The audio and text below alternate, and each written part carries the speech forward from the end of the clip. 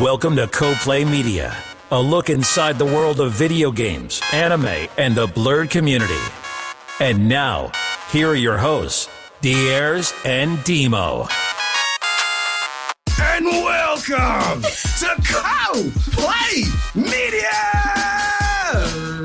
Woo! You know what? You're right. We should do it like this every time. Every time, man. Every time, every day.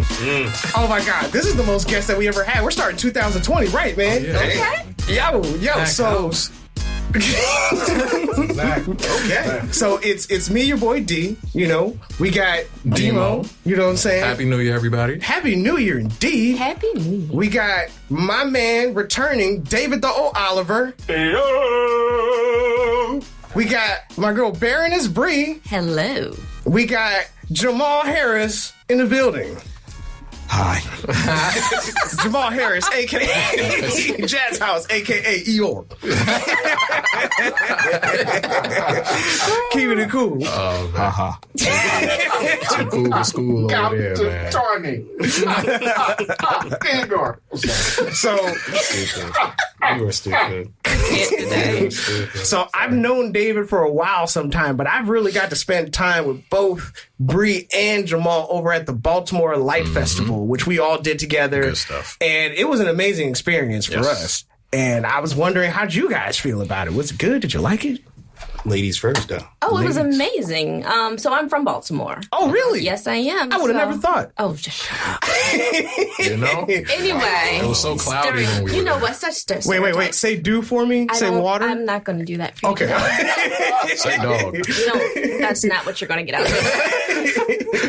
We're not going to do that today. However, my experience at the Baltimore Light Festival was fantastic. It was a good crowd. I got heckled real good. Did you now? Yes, we had a ball. I brought people in. They were out hollering, screaming, talking foolishness. I'm like, come sit and chill. Come tell me about your life. So they became part of the show. Yeah. I also did part of a show. David and I did a show with Olu.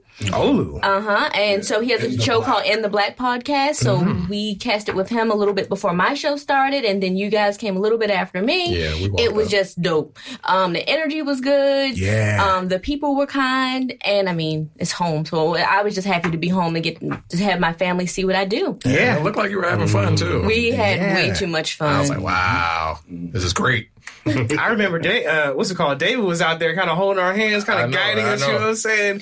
Giving us the fandom, the stardom leadership that we kind of needed, you know what I'm saying? Mentorship, man. Listen, The mentorship to outreach. being outside is a different venue than being in a podcast studio. For sure. Altogether. You're grabbing people off the street, engaging people. I had officers and people talking about, don't take no pictures of me. I told my wife I said that. And I was like, okay, well, what you got to do? My wife not out here. One lady took her wig off.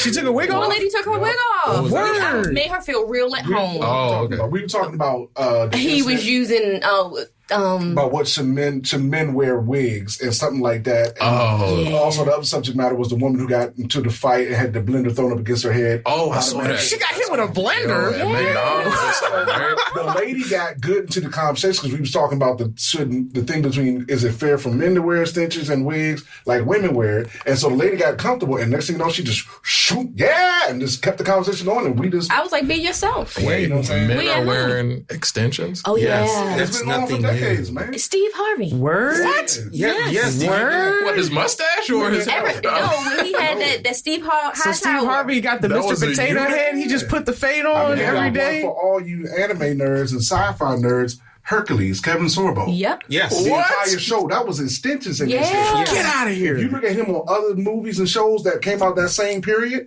you notice his hairline got shorter in the back and thinner in the front. But let me say this. It's different for television. If I am doing a role and I need That's what the point continuity was, for the role, Right. that's different. Yeah. But if my eyebrows can't come off, neither should his. So, if you're going to be, you see the meme time, I'm going to lick my thumb and wipe off her eyebrows. Well, if we get into a shower and his hair is sprayed on with that Beijing. Oh, yeah. You know what I'm Going on When they look like samurai warriors. Like, who drew that line on that perfectly? Who has that level of? Like, who was that artistic? Well, yeah, it's the same, like you said, in television and so on. Another example of that is Jason Momoa. He basically was in Stargate Atlantis. Okay. In the beginning, he had his own hair. But by the end of the first season of him being in it, they were like, I'm having neck problems and so on, because it was his own hair. So they cut it out, and next thing you know, they made the extensions on it. So the rest of the seasons he's in, it's not his hair. I would have never known the wiser. I would have never been the wiser. That's crazy. I mean, I guess that's the beauty of it, too. So that was Olu's set. And then we did Bree's set. And then we had the people come in about that because she had a friend talking about home purchasing. Yeah, so for nice. Baltimore Book Festival, for people who don't know, we did 2 events. So it was 2 nights, and it was cold. It was cold. Oh, it was cold. I was bundled up. I had a hoodie. Hey, we had heaters. And you know what? Yeah, I saw that. Y'all were prepared. I was not. And then they had the audacity to say, "Oh, we're cosplaying." I'm the only fool out there in cosplay. I didn't notice. I was like, Hey, but people appreciate it. People appreciate it. We was getting attention. You was getting that attention, appreciate man. it. I was laughing because I was seeing you go. But it was listen, cold out that fur is always warm. Yeah, the second night you were looking bundled. Yeah, the first night I was trying to be cute. I was there for fashion. Didn't know, but no. Fashionable. That's what's up, man. More power to you. But did you enjoy? What experience did you get out of it? I loved it. Like it was a new experience for me because usually, it's like us and y'all, we talk together. It's different being like, hey, you, come over here. Yeah. You know what I'm saying? Let's Trying talk to about pull anime. people in, yeah. But I remember by the second day, we were having that conversation, that deep conversation with the 3 astrophysicists. Oh.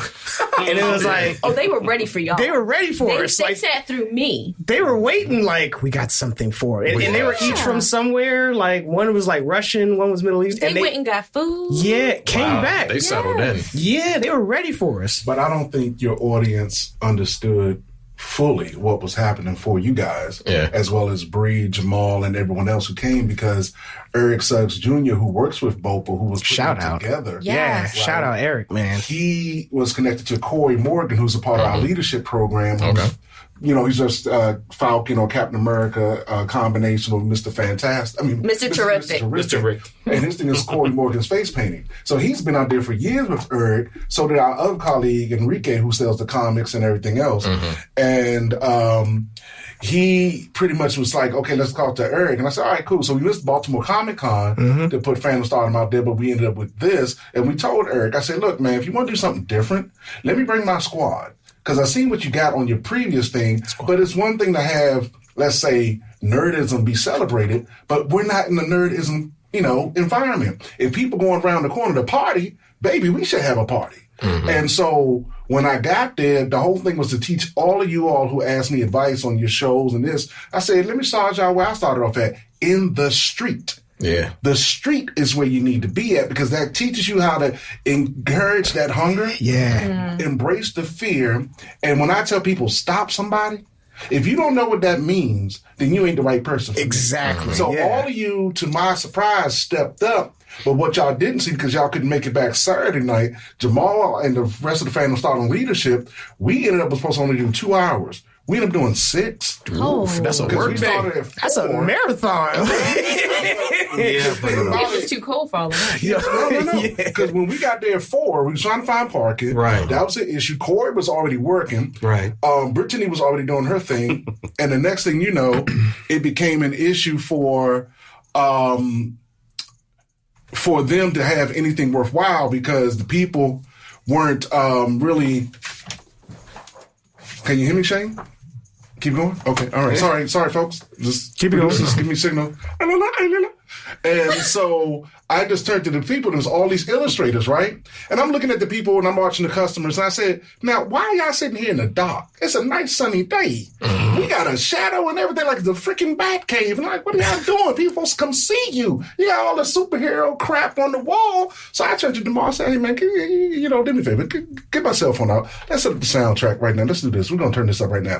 One kid started teaching everybody how to do comic books. And long story short, I just went off. I jumped in all the illustrators' faces. We were doing a live interview. It was a talk show broadcast live. And then by the time I got to our segment, Malika and Yusef, who are our costumers, they're called the Cora Cooper Company.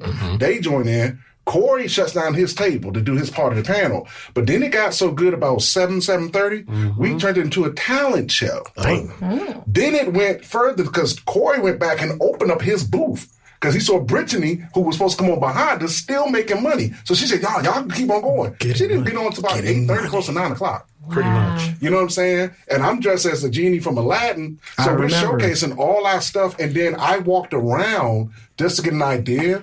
I mean, that whole place, that whole pavilion just went crazy when I was walking around. And I still remember this one little girl, purple little jacket, all the people running up, all the accolades we were hearing. One lady came off her walker. Wow. And we were like, okay, this is a party. One gentleman won the headphones that I got from Beats by Dre, and another gentleman, he couldn't fathom. He thought I was Chi McBride, just like you did. He really thought I was Chi McBride because he couldn't fathom. You know, we showing the videos. He's like, nah, man, that's not you. You taking that man's likeness. And the other guy said, no, that's him. And so he couldn't believe it. And Eric liked the way I handled it because I didn't let him, as she say, heckle. Jamal was still on the microphone playing the host. I said, Jamal, I got it. So I said, come here, brother. Let me show you something. And when he came over, he was realizing for once in his life, somebody that's of that caliber is in front of him without no fanfare, security guard, keeping it 100. Giving him 100. Yeah. And we gave him and everybody else a chance to get on the microphone. Wow. Yeah. And so the next day I get a report from this one here saying, you guys' presentation changed like 100% different. She was like, who was that? I was like, oh, Man, okay. Awaken the beast, man. You know Like, what I'm it saying? was But inspiring. that was the whole point. Because see, even for Olu's show, we were saying the same thing to him. You can be dark, but you want the audience to know you. So that's why I said bringing this young lady here, who's like our media guru, onto the team made a difference because she already had her thing with the Fabulous F. And then she had her thing, Baroness Bree. So people can really understand what it is she's bringing. And then Jamal is stepping up from the back because he used to doing the production for everybody. And now that he's coming up with doing the photography and videography, I'm sharing with him my directing skills and, you know, acting coaching so that, you know, when you get to see them, you get to really see what we're bringing to Family Star and how we can take what you want, manifest into reality, and put you in front of an audience that really doesn't know you, care for you, like you.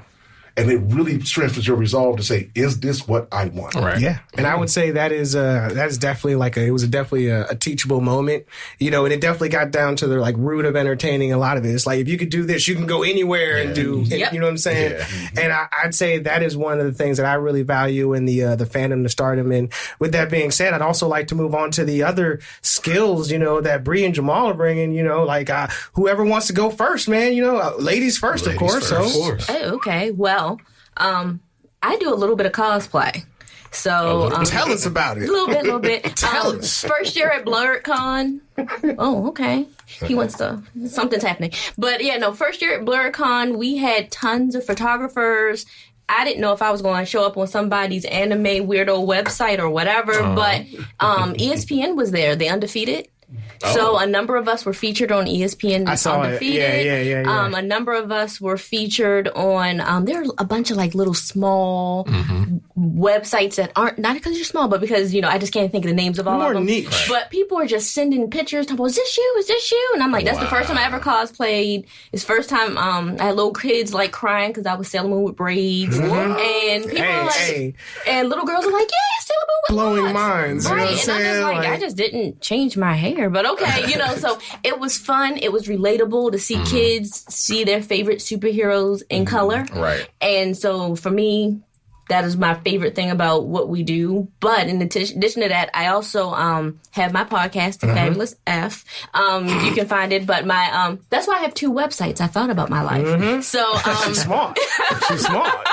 So, but my main domain is BaronessBree.com. I was deemed Baroness by Twitter during the royal wedding. Nice. And some friends of mine were like, you know what, you're now the Baroness. So I bought the domain and trademarked it. Okay. And Smart. it's been fun. I do social media marketing. I call it Sparkle Magic because I'm the only one that can do what I do and make it sparkle. And I do writing. I do freelance writing for various magazines, namely Essence. Nice. Essence, for those who hasn't heard this. Essence. So now you know why Essence. she's here. Yes. That's huge. But she actually asked for it. That's the thing that most people don't get. I made her wait about 3 months because I was saying to the rest of the team, leadership is important to me. And if I'm going to have females out in front, they need to really embrace their power because there are other females who are looking. And we have Malika who does her thing, and she's new to come out in front, but she's now embracing it. Okay. And for her as a Muslim woman, it's wow. Oh, yeah. And then I took it a step further. I introduced her to somebody who's her future version of herself. And her name is Zainab Phillips, who is a Muslim woman who does fashion 3.0. Dope. So through all this stuff, we're bringing it. So it's, again, I don't say, oh, it's got to be female empowerment. No. Is this woman bringing forth a certain likability and power to her presence? When she said, I want to be a part of the panel, she'll tell you, I said, nah, I'll wait. Just to see what she would do. Most people want to be in that con world. They want to be in a group because they want to be comforted. I'm like, no. Right. You still on your own. Yeah, you got to stand We come together. It's only for a team up. You know what I'm saying? Like the Avengers or something. We go, what? You need what? Okay. What? I call us the Super Friends. That's her thing. I like it. That's why we rebranding coming in 2020. You know, everybody's got their thing. Yeah. Everybody's got their superpower. Everybody bringing something to the table. And this woman right here. And this man right here. I seen the video that y'all did, like the editing for it. Really, did you do the editing for it? No, that was... No, he's talking about the stunt demo. The stunt demo? Yeah, that was our other associate. That's my original mentee, LaTanya, a.k.a. Tanya Q. Yes. She's my mentee from doing directing and editing. And she went to SCAD. She just graduated about like a year or so ago. Nice. And now she's doing stuff for like corporate videos for realtors and other companies and industrials and other businesses around DMV. And so whenever we need to come together, she'll call me and she had a concept and I'll do it, or I'll call her and I had a concept. So I needed this because I, long story short, work with the stunt coordinator that works with Spike Lee in a movie that's getting ready to come out. And then another one had rejected me because I didn't have a qualified thing. And so now it's gotten to the point where, okay, we did that. And then Jamal has a history of teaching as also being a practitioner of martial arts. So you do martial arts too? Oh, yeah. Oh, yeah. I'm a little bit. No, this man be selling himself short. Go back to talking about it. You do a better job. A name that only true martial artists say, and I'm not going to let him do his spill on the man because it's his connection. But everybody in that clip literally are competitive martial artists who are crossing over into acting. So my competitiveness for acting matched theirs for fighting. And that's why it looks so good. So even when we had mistakes, she was able to cut that precise. And he calls himself now, he thinks he's Samuel Jackson, Mr. One Take. Oh, yeah, he was one taking it, wasn't you? Yes. Let me give him the Joaquin Phoenix. No, it's basically on credit for David and everything. David said, "Don't be me," and I was, as you can see, I'm just like, let's just get it done. And everything is like, don't be me, because when it comes down to it, I was just like, okay, okay, I'm done. I got angry. I wouldn't be like, yo, man. I was like, no, I'm not that way. So I had to get out of being Jamal. And so that's why he wanted it. And that's why I arranged for that to happen. That's why I asked him, hey, basically, my boy said he needed something. I wanted him to have what he needed to keep on moving up, keep on moving forward. And that's the biggest thing about, even knowing David and everything, because I've known him for years, and to reconnect and see that they've gone to different levels and so on. I was just like, hey, if you need it, I'll do it. I've always been in the background. Like what you're doing right now, WHUR, WHBC, and so on, Howard University. So if you want me to, I was like, this is WHBC, 8:30 a.m. This is Jamal Harris, and I'm here. I'm like, oh, God, I gotta go through this again. And then it's the nighttime, yo, this is WHBC, 8:30 a.m. That's right, your boy DJ Quest is here. We're going to hit you with the dopest hits there are in hip-hop. Guess what? We're going to do it right now. And I had to go through all that. You have to learn your diction and everything and so on. This is WHUR. We're here from 12 to 6. Oh, God. So. Gotta get that butter in. Right. You gotta work on the butter. You gotta churn that a little bit. You gotta churn. You gotta some churning. You gotta do with that. Send it down for butter. Spread that butter. Let me Google for butter. But you know what? He's not telling you, because the thing about it, he was always doing, the thing that reconnected me to him was he would be doing all the pictures and photography for these events, right? And I was saying to him, like, oh, wow, man, you really doing it up, right? And the thing I would notice is that he's making the thing look like it's festive and full, but it really ain't. You know what I'm saying? And it may be 15, 20 people in the venue. Sorry about that. Oh, God, what is that in my mouth? Thank you. Buttery. Edit that out, Shane. Go to another angle. Okay, stop laughing. But anyway, so I'll take it back. But he got that thing looking full. Take 2. So yeah, Jamal was taking pictures and stuff for other promoters and these DJs in the house music community that we both knew, but he didn't know in 2011. I did an event with them, and I shut it down after that because these guys only wanted to do a certain thing. They was about their little cruise. They weren't trying to expand. And so when he talked to me in 2017, he's like, yeah, I'm trying to do something. He saw what I was doing different, started rocking with me, and then about like 2018, he was doing some more stuff and I wasn't there. And then in 2019, we got back again, and I said, so what are you doing? You're paying for all of what? He said, no, I'm not paying for anything. So you're not paying for the venue? You're not getting nothing? He said, no, it's their party. I said, boy, you know what?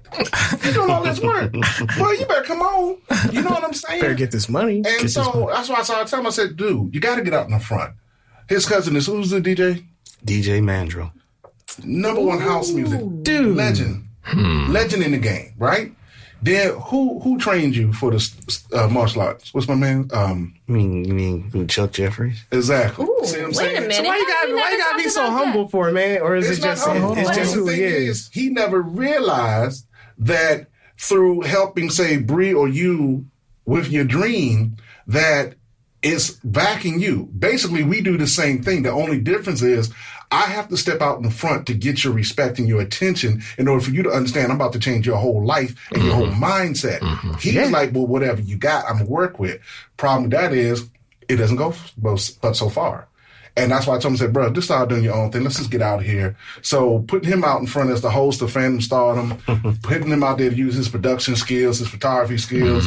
And we just did a project with 2 young ladies this past Friday. Now they all want to hire him. And I said, yeah, man, get it off my back. Dude, we definitely had a thing going on with my sister. She was filming for a show she wanted to pitch to CW, and we were looking for somebody to help. And I had to call somebody from out North Carolina because there was just no one that we could reach who was willing to do it at the level that we needed. And we just had to go about it. Next time you know where to call. Yeah. Because I wrote 2 network quality short films for them in under a week, and everybody was freaking out. Even them, they were like, you customized it to our strengths? I said, of course, that's my job.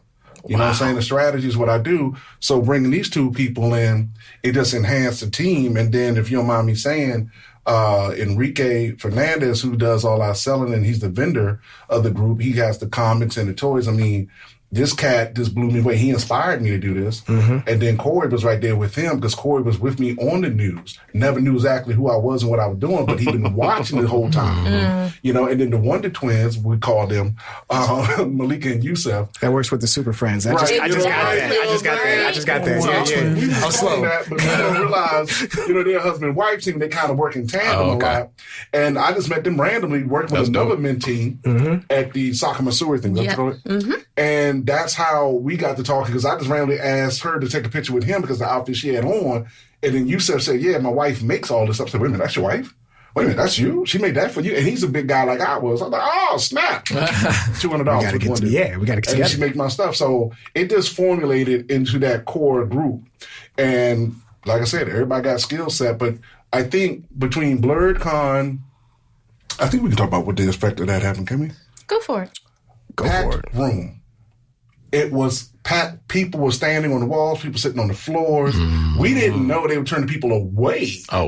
From us. And now they're saying something different is going to happen. I can't say it yet because she said I took public yet, but I'll wait till we get it. Man. But let's just say it's going to be bigger this time. Spoiler alert. We need that exclusive. It's going to be a bigger presentation. There's news coming out. There's news coming. That's on our part. Okay. And then what we did at Baltimore City Light Fair, that ended up getting us even more because then they contacted us and said, can y'all do a full week? Because we turned it into such a show. I remember it. It was like, man, it's too cold, man. But then he said he came up with a brilliant idea to Eric's credit. His idea was since we were cold, He wants to do it where we do the fundraising this time for the kids in the schools being that are cold. That is brilliant. I say brilliant, but stupid because your staff were freaking freeze. Yes. We were so cold. But it's just, for folks who don't know in Baltimore, I just got to talk about it. Like, because it is the craziest thing because I went to Montgomery County schools. So this is, that, you know what I'm saying? So for those who are not from the area, like, the idea of it is privilege. Yes. I'm a privileged black dude. So there is no heat in Baltimore schools. When there is cold, like when there is a blizzard, like legit ever? They leave early because wait a minute. So they ain't got no heat, they ain't got no AC. This is where I pack up my privilege because I went to Baltimore County Public School. Oh yeah, you from the county? Our parents made sure we had. So this is the issue. Owings Mills, not well, kind of sort of Catonsville, but Catonsville. But the situation with the Baltimore school systems is that there's a lack of budget. So these buildings are so old. And you have buildings that were built, some of them in the early 1900s. And it's going to cost more to repair them than it would be to rebuild them. Wow. Yes. And so then, I mean, if you've ever been in the Enoch Pratt Library, it's a beautiful library, one of the most historic libraries. They can't afford to fix everything in it because it's all that old school 1800s plumbing, piping. A lot of the properties there still have copper wires, still have lead pipes. So I mean, we are literally lead poisoning. All that good stuff. But in the inner city, it's real because no one cares about our kids. No. So these programs like BOPA are bringing attention to the kids that have the lack because the politicians don't care. And Baltimore is one of the most corrupt. Because they're getting a lot of money. We were there last weekend, and I was looking at that dude campaigning on that building, and I was like, I'm looking around like, who would run for anything in this city and take it serious? I mean, this is they the trying thing. to come up. That's crazy. Every city has corruption. Don't get me wrong. Yes, they do. But to have a mayor who was like literally pocketing gift cards he was about to steal. Were for books. It was the children's books. No.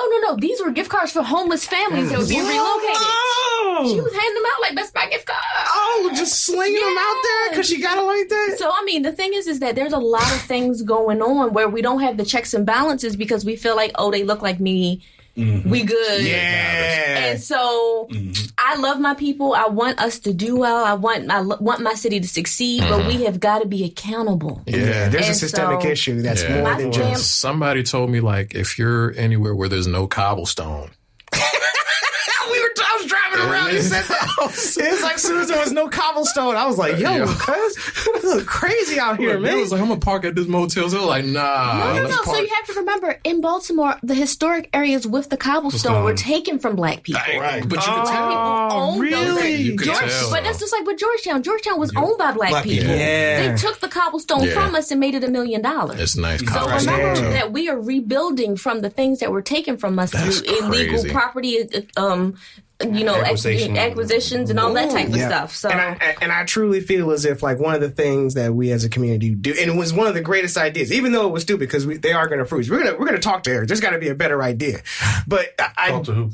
Eric about the event for because there's got to be a better idea than us just freezing outside. But no. We came up with one. We're talking, but the thing about it was because everybody was saying about the cold, he was jokingly relating it to the situation. These kids, it made sense to us. So it was this perfect timing to say, okay, still, let's work on the presentation to get everybody heated.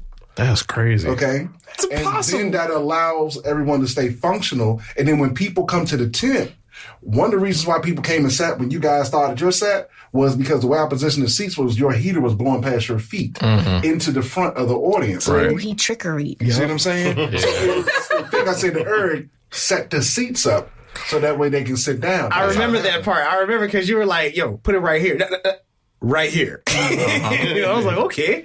Yeah, because sometimes you got to do stuff on the fly that sets stuff up. So in this case, that we got a year out, in each of the presentation, we're going to sit down in about like 3 weeks, the full team, and get everything together for the stuff that we got coming up. Because one of the things people are asking for is my time to design their shows. And right now I have to design the entire parade for the Funk Parade, as well as the main stage for the Funk Parade.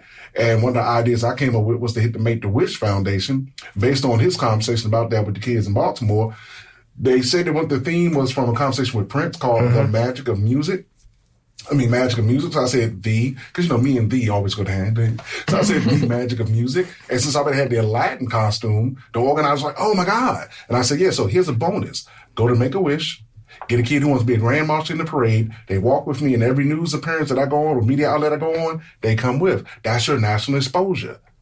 You see what I'm saying? So this is the type of stuff that I'm saying to people here that locally, like Eric, like the musicianship, that they can do to get on national recognition. Yeah. Because the mission is greater than our faces. You know what I'm saying? Yeah. And that's more important. Right. I think it's beautiful whenever we're able to leverage our interests and loves and hobbies into something that's positive for our community. I think that's an amazing idea. And as far as the experience itself, how does it help either any of you guys with the Black nerd experience? Does it help? Is there like a form of acceptance? I've always considered myself a nerd. You know what I'm saying? My thing is just my clique. Yeah, you know what I'm saying? That's my clique. You know what I'm saying? Like, you gonna feel me. But how did it help with you guys' experience? Like, how did it? I've always been Wu-Tang and Dragon Ball Z my whole life. I love it. So that's a clip moment right there, man. I tell you what. You know. You know what I'm saying? I hit my heart. What about you, man? Wow. Wow, Wu-Tang. Yeah. Wu-Tang and DBZ. I was like, 7th grade changed my life. Protect your neck. Protect your neck, dog.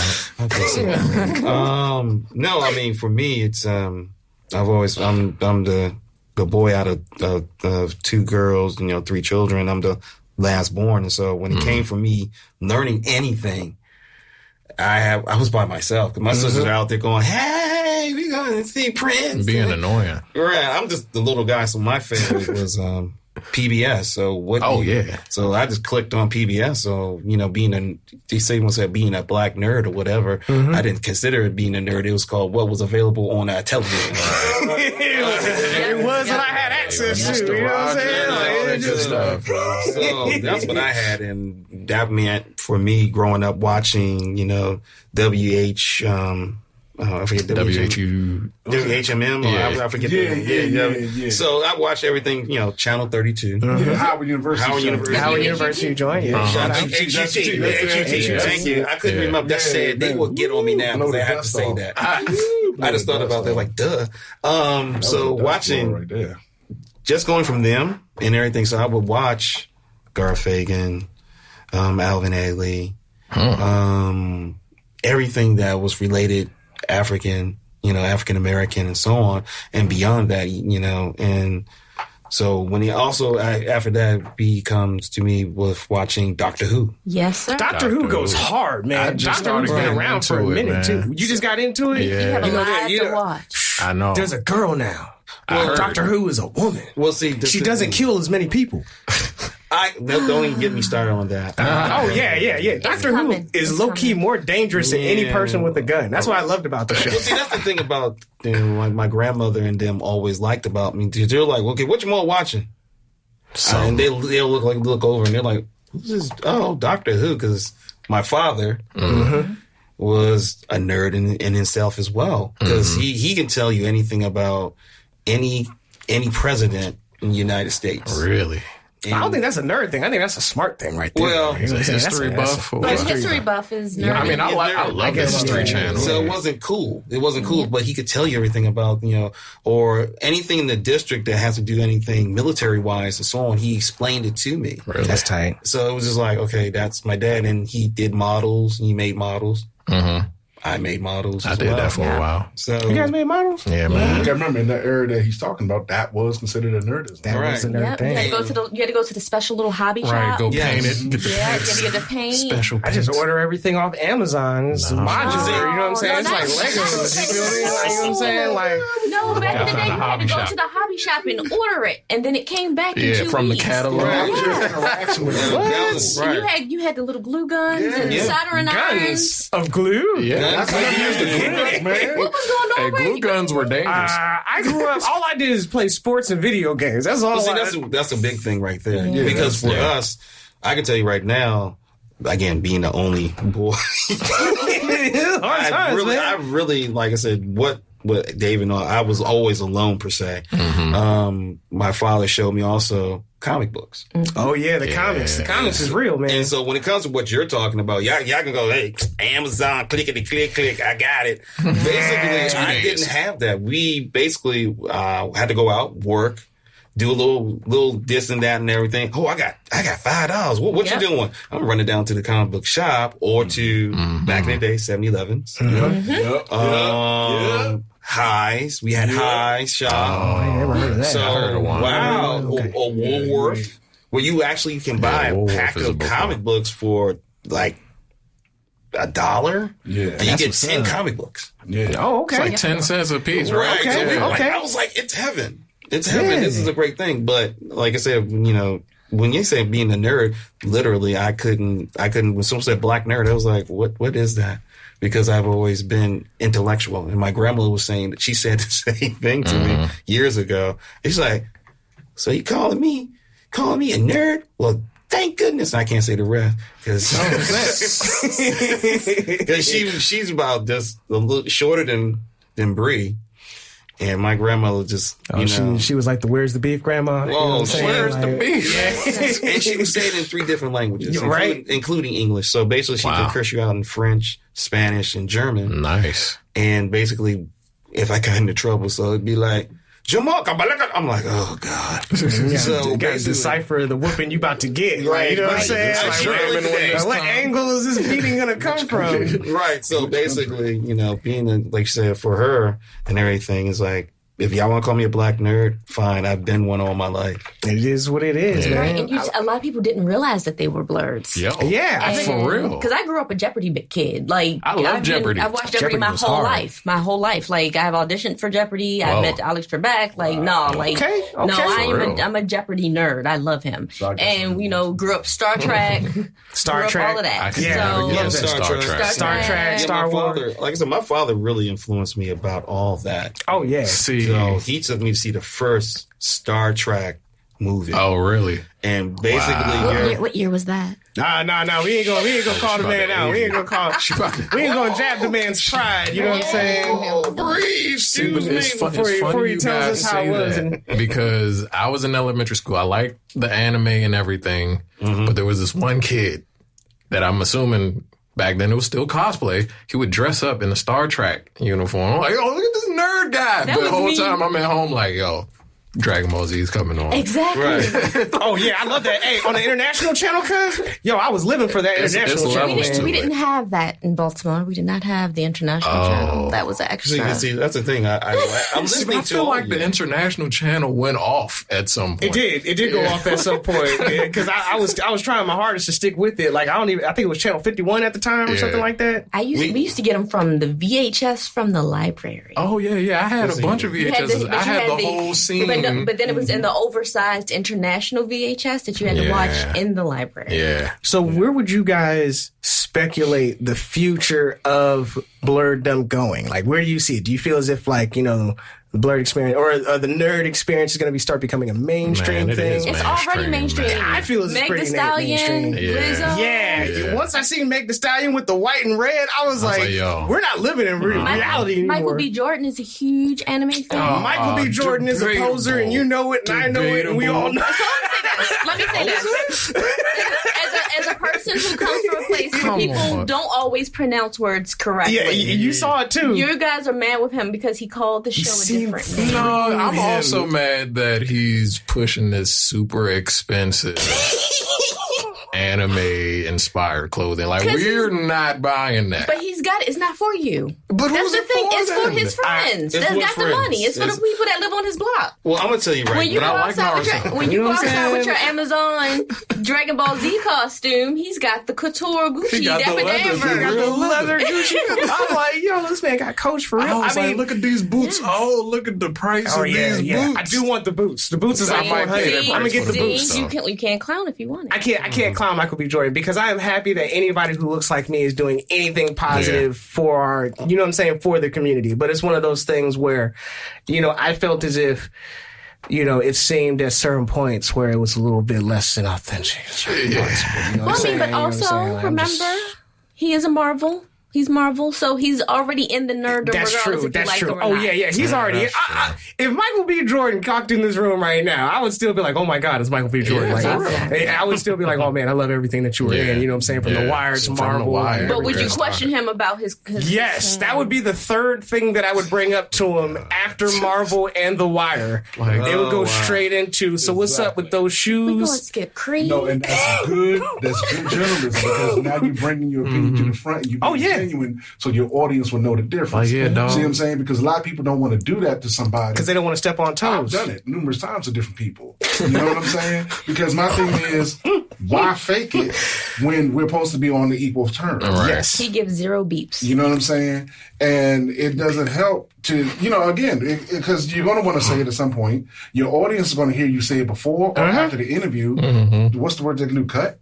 Like, did y'all not see the clip where Kendrick Lamar walked out on the one girl because she didn't know who Martin was? Yep. Wow. You see what I'm saying? That shows you how nerdism goes. He was deep, and she said, "I know the Fruity Pebbles." It's like, what? You don't know Martin? How do you not know Martin? I was just watching Martin at work today. You know what I'm saying?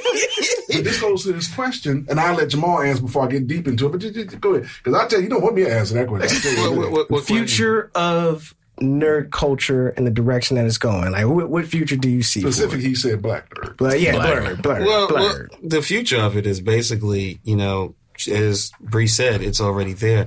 The funny part is that more people want to copy. Of course, it's like rap and rock music. I mean, it's they want to imitate. Now, if you want to come for a history for me and so on, I mean, I knew the guys who created AwesomeCon. I was there. So when it comes down to it, it was like, AwesomeCon. And when it came down to AwesomeCon and so on, let's not think, everybody was going to come in and jump in like, hey.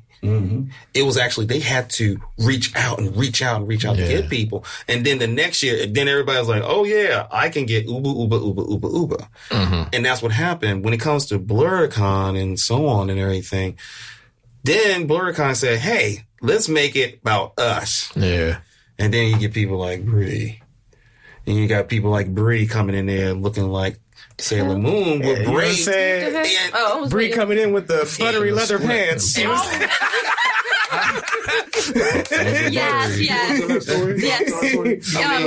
We can tell. We running low on time. We'll share for the bonus section. Well, I'm gonna say for that right there. It comes down to it and everything.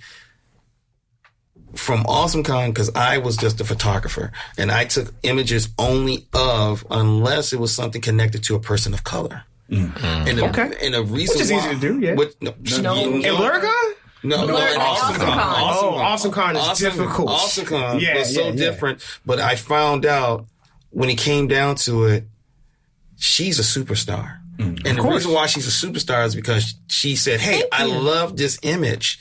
And she was like, I want to present it as me. And sure enough, from 2016 all the way up, I missed 2015 and up, I missed 2017 because of surgery.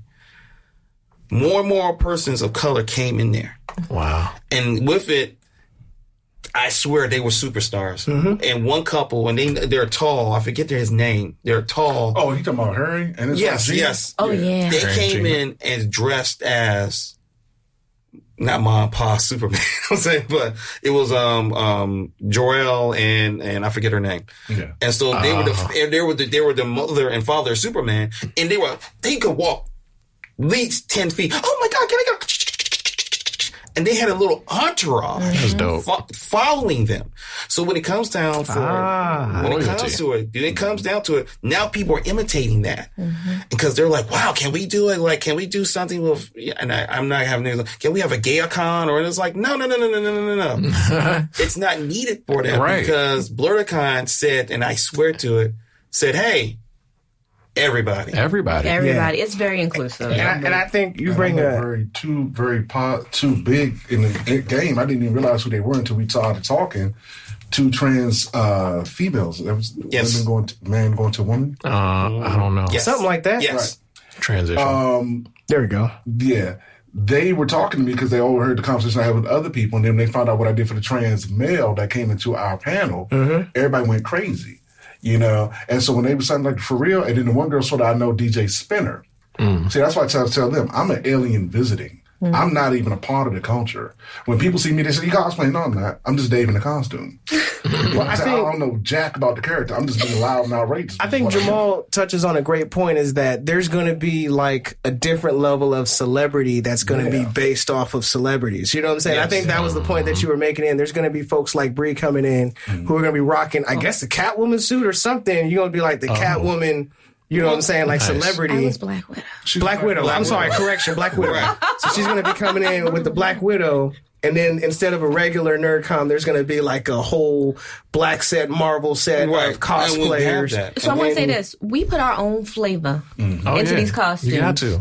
We put our flavor into these costumes. You will see things mashed up, sprinkled, hooked up, cut up, jazzed up, and you be like, this is all right. I didn't even know that you could do this with that kind of costume. And I can't tell you, because I started going to cons because my kids, we were going through a divorce. My oldest kid wasn't really feeling like anything, but he spoke anime. No, but he spoke anime. He spoke cosplay. So we started doing this, and this was like our therapy. So we started going to cons. That's beautiful. And then it's like, you know what? I'm going to dress up. I'm paying all this money for y'all to dress up. I'm dressing up. So then I'm dressing up, and they like, so the first year I was Sailor Moon. That's the first year I ever cosplayed. Oh, so your first one was Sailor Moon. Sailor Moon. And so then I'm getting all this love, and I'm like, I want more costumes. It becomes like a drug, but it's not. It's a drug because you're enjoying and communicating with your people. Yep. On a level where we can't communicate normally. Folks just being like, well, not even about the recognition. It's about talking to introverts that wouldn't talk to me as my regular self. Yep.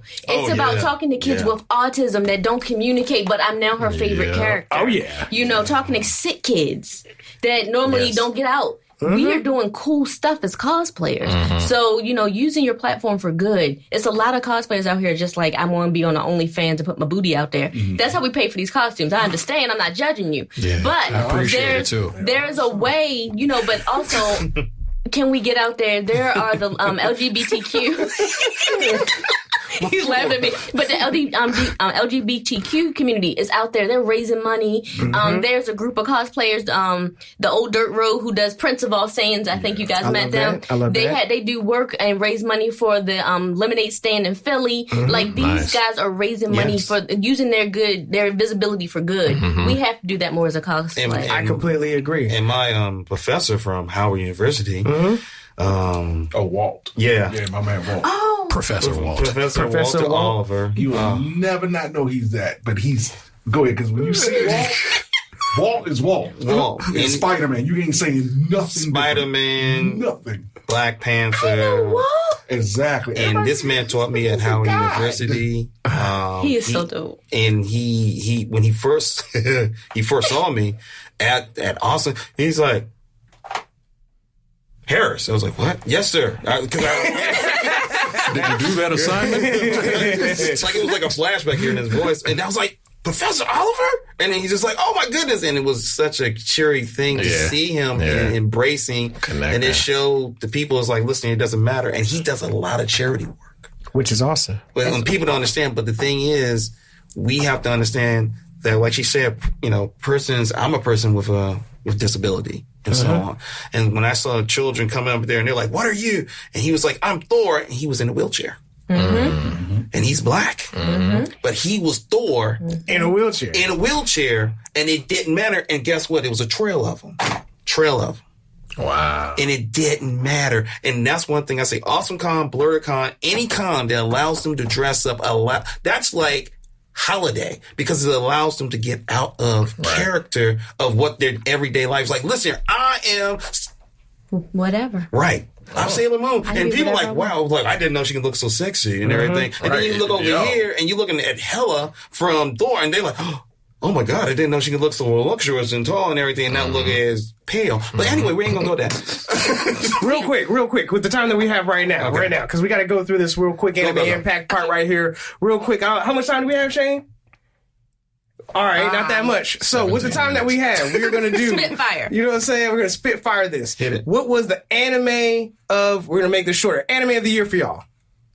Black Black Ghoul. Tokyo Ghoul. Tokyo Ghoul? Yes. Oh, Tokyo Ghoul. I just found out about it. My son has had me. I pay for Verve. Hey, welcome to the Verve Club. You are not alone. Apparently. So yeah, I'm learning about all kinds of crazy stuff. Oh yes. My Demon man. Slayer is number one. You took mine, but I agree with you, man. I can't. You know what I'm saying? I agree with you. Demon Slayer is just the best anime. It's just the best one. It's just the best. The art is just dope. I love it. My man. Fire Force. I love it. Fire Force was awesome. The fight scene that was in the end, the whole little brother, big brother thing, I loved it, man. And the thing about it, they took it back to the 90s style Yes. of shooting. Yes. Oh, okay. Excuse me. You were wrong, my brother. You were wrong, my brother. What about you, Jamal? What you got? Well, I have a couple because it's one on. You got to be one. It's got to be one and only. I forget the name of it. It's on Netflix. It's about a guy who's boxing and so on. Megalobox. No, not Megalobox. The original one is Levius. Is you saying the black guy boxing? No. He's like he has his own style of boxing. Hajime no Ippo.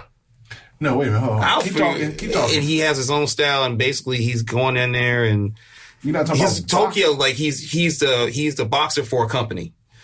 You're talking about Kenshin. Yeah, the new Mixed martial arts. Knockoff to Baki. It's a Baki knockoff. I'm with you. I'm sorry to say, I Baki, like it though, and Baki as well. But Baki went hard. Yeah, Baki, and I say Baki, and I say quick. Baki literally inspired me even more into my Muay Thai phase, and me to get like, listen, I need to go overseas. I need to do this and everything. And wait a minute, hold on.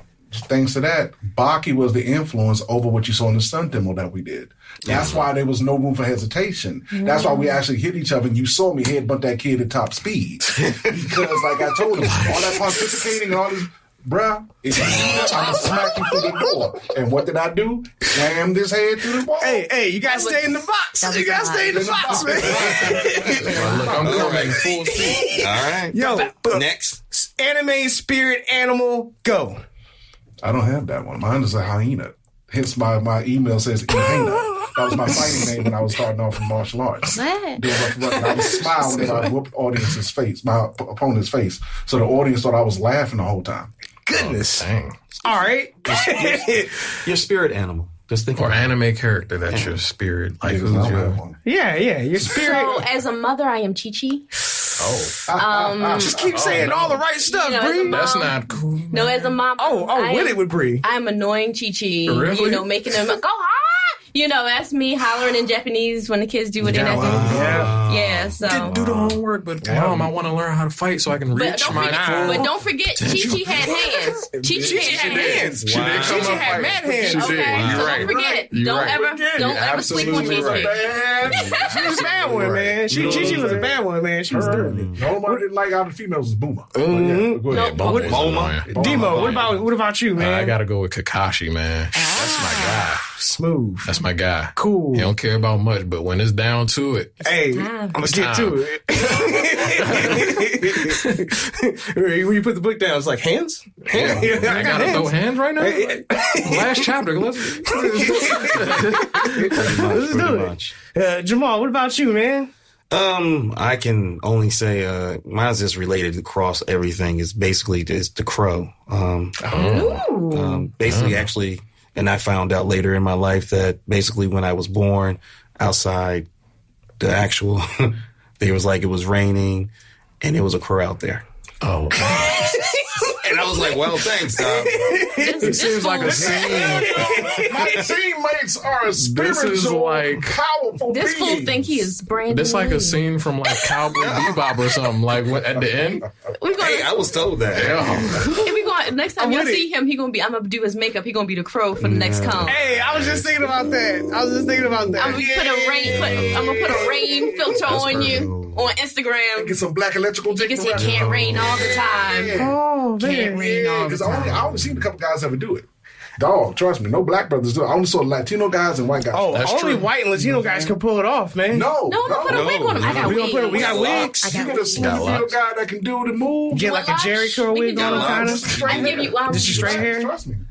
No. You can make it work, man. Yeah. I've seen it at BlurCon. Folks are making stuff work. We can make Okay. anything work. Was there ever an anime specifically that educated you on a topic, a skill, an anything of real life, an actual something, be it martial arts, be it an actual skill, or just improve something that you guys already do? You know what's funny is I didn't talk about none of mine this whole time. I'm gonna go with the one that I got is 5 minutes. we got 5 minutes. Cells at Work. It's on Netflix right now. It is the cutest thing. If you want to teach somebody something, Cells at Work was like the greatest way of breaking down how the human body works. So they, you know what I'm saying? So they had a little cute girl and she was the red blood cells and she's carrying around packages and sandwiches because that's what red blood cells do. You know what I'm saying? And there's like a white blood cell that's going around like killing stuff. You know what I'm saying? Because that's what white blood cells do. And they go through like a real cute way of explaining things from an abrasion up to cancer, you know, and I think it's a really good way for folks to understand it's a simple things. way of doing it, but I don't know. I try to watch it straight through. I get to like half. Is it a dub or is it an American? It's dub. There is a dub. Yes, okay. It is dub. Well, that is good. It actually it does help, and I approve of it. I definitely approve. Interesting. There was also another one that I would give, and that is Hajime no Ippo, which I'm a huge fan of. I started watching it as a kid, and it starts out as a middle schooler, high schooler, who learns how to box. Oh, I know. And he uses Mike Tyson's boxing style, the peekaboo boxing style, and then it goes into the other various boxing styles and how they train and how they work and how a champion, you know, defends their title and all that kind of stuff. Who's ready? I mean, mine's pretty much was like Chinese Gods. Came out in 1978. I see, man. It helped me to learn more about Chinese folklore to understand what I was looking at when I watched these kung fu films, and it had Bruce Lee as a god. That was a combination from all the greater spirits, and he was the modern day version. So in this, Bruce Lee had 4 arms, a third eye, and was 6 arms. It was 6, right? 6 arms. And his technique that he would do in all the films, where you can see the actual Jeet Kune Do developing, which was an extension of Wing Chun. So that was what helped me to learn. So that anime was there, and plus it used the sound effects from the Super Friends. You know what I'm saying? Bree, what would you say? So, I am all over the place with anime. So one of my favorites starting out was like Chobits. And then well, it's not actually, it was a manga. So it's not actually, so I'm a manga girl. I grew up with the books. I like manga. Figuring it all out. So, but I'm trying to think what other one would be. Inuyasha. Inuyasha. Bree just keeps saying the right stuff, man. Inuyasha. Like the classics. Yeah, I love it, man. Teaching you about love. Anyway, Jamal. What's the question? What would you say, my man? What would you say? We got 6 minutes. We got 6 minutes. We got like 2 minutes. We got like 2 minutes for you to tell me what is an anime in which you learned something, a skill or something that taught you something. I'm messing with. Currently, it's actually Food Wars. Oh, Food Wars, which is excellent. Yes. Does it teach you how to? Does it teach one how to cook? You actually can go online and it shows you actually how to do it. And I actually made a meal of it. That's gangster. And it was very tasty. It was a crazy Japanese cartoon. They make so much about every crazy little. They thing slide it in there, man. They slide it in there. Why did you make an episode about how to go play basketball with the girl in Dude, I was watching Dr. Stone. They had like 14 episodes. You seen it? I watched the entire thing. Now that I learned. The cell phone thing. Put me to a whole nother level. I didn't even understand all the stuff that they were breaking it down in such a way that if I were to go back and watch it, I feel as if I could really make a phone. You know what I'm saying? Yeah, because everything he did to make the glass, all that, the electricity, all that was there. 1 minute. Well, I mean, that's Food Wars, and there's a couple of things. Food Wars is dope. What? Oh, stop it. With the time. With the time that we have right now, I want you guys to give your shout-outs, man. Going around the corner, starting from my man Jamal. Shout out to you. thank you for allowing me to be here. Oh, man. That is the nicest thing anybody has ever said in a shout out. Thank you, man. Yeah, man. But nah, talk about your stuff for real. Jazz House, all that stuff. House of Jazz? I'm not that kind of person. House of Jazz. House of Jazz is the House of Jazz.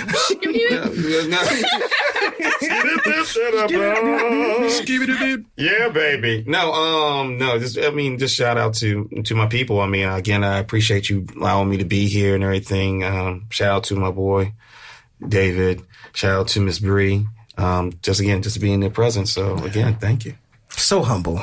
Bree, what you rapping, man? Where you from? Tell us about it. I am just going to point everyone toward mybaronessbree.com. You can visit me. It will link you to the podcast I'm not allowed to say the name of, and it's bi-weekly, and second season just started this week. Nice. Fabulous. And my man, David. All I got to do is the same thing on Twitter, Instagram, and Facebook. David the Oliver. I am a word, so it's THEOH. All together, it's one word. David the O. And, we never talk about ourselves, huh? No, man, because it's not about us. It's not about us, man. But if y'all ever want to check us out here on DC Radio, you can. You can also check us out on our website at coplaymedia.com. We're also there on Facebook at Coplay Media. And Twitter's Coplay Media. You are now listening to Coplay Media! I love it. And we're going to drop right there. Take it easy, guys. All right. Thank you. Peace.